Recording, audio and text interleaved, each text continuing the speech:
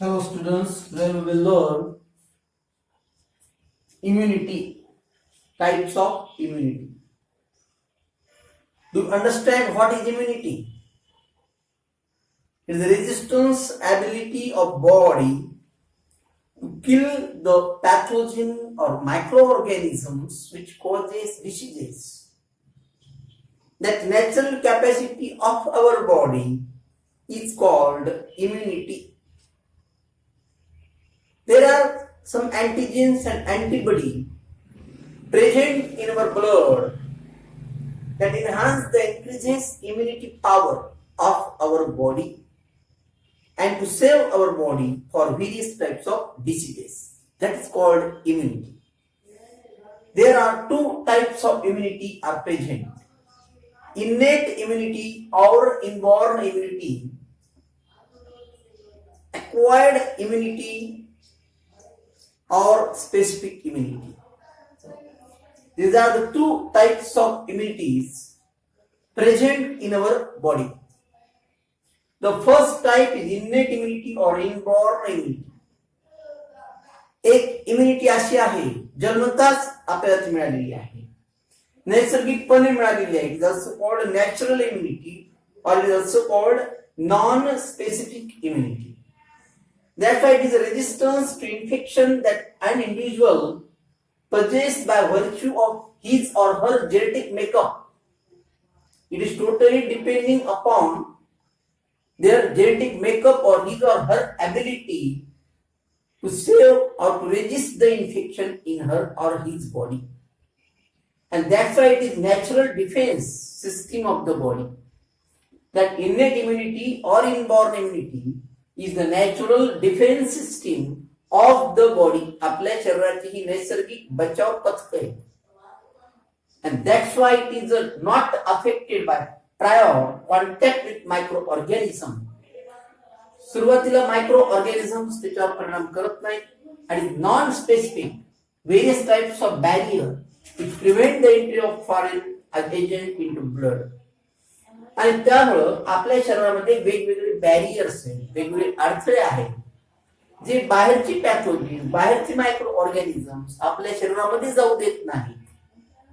आपल्या शरीरातल्या अनेक चांगल्या हेल्थ सेल्सचं, टिश्यूचे बचाव करतात.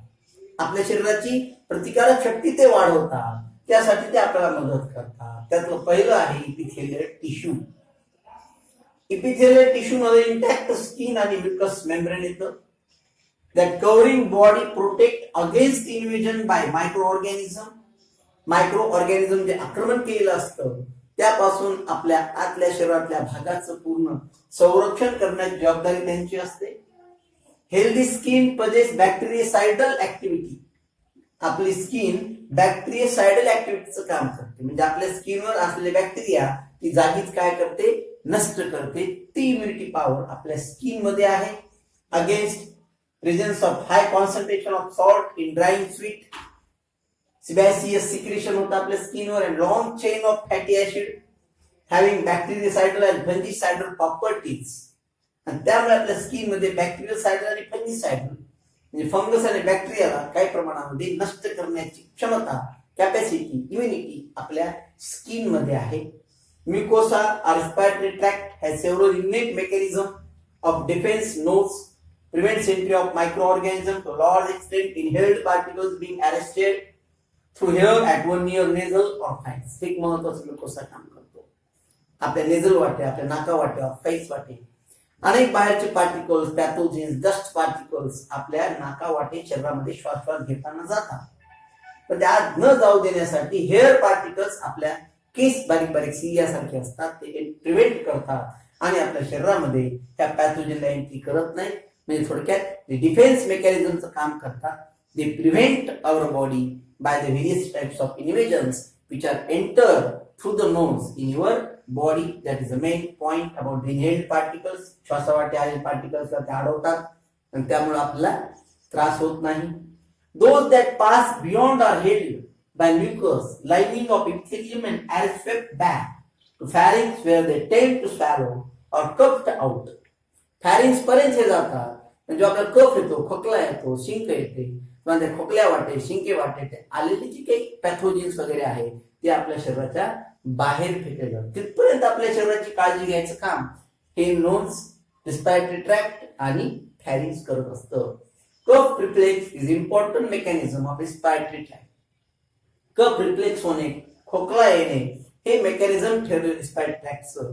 काही कोण वगैरे काही अडकलं, काय झालं का खोकला येतो आणि आपल्या तोंडावाटे ते पॅथोजिन, मायक्रो ऑर्गॅनिझम, डस्ट पार्टिकल्स शरीराच्या बाहेर टाकले जातात आणि आपल्या शरीराची इम्युनिटी वाढवली जाते.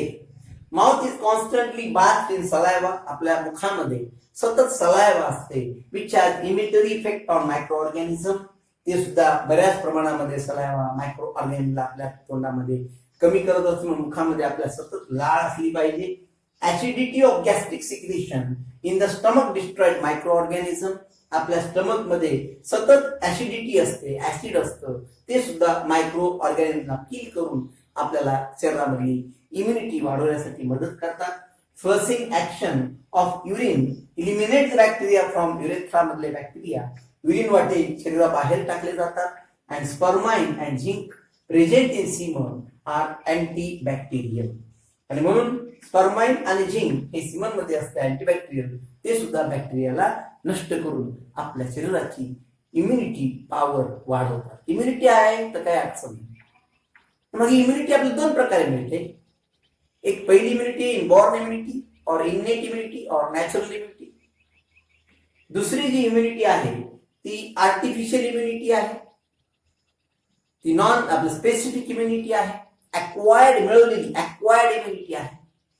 आता अक्वायर्ड इम्युनिटी मध्ये पुन्हा दोन प्रकार आहेत. नॅचरल आणि ऍक्टिव्ह अक्वायर्ड आणि पॅसिव्ह अक्वायर्ड. आता अक्वायर्ड इम्युनिटी मध्ये ऍक्टिव्ह अक्वायर्ड इम्युनिटी आहे, त्याच्यात नॅचरल आणि आर्टिफिशियल आहे. Natural acquired active immunity, artificial acquired active immunity, natural acquired passive immunity, artificial acquired passive immunity. एवढे इम्युनिटीचे विविध प्रकार आहेत. आणि म्हणून आपण दिवसभरामध्ये जेवण करतो, अन्न खातो, त्या अन्नातून असे काही घटक कंपोनंट्स आपल्या शरीरामध्ये जातात, ते त्यांच्या परीने त्या प्रकारची इम्युनिटी आपल्या शरीरामध्ये वाढवत असतात. हिवाळ्यामध्ये वेगळे, उन्हाळ्यामध्ये वेगळे, पावसाळ्यामध्ये वेगळे घटक तशा पद्धतीने रेजिस्टन्स कॅपॅसिटी आपल्या शरीरामध्ये वाढवण्याचं काम करत असतात. त्या पद्धतीची ही इम्युनिटी आहे. बाकी आपण उद्या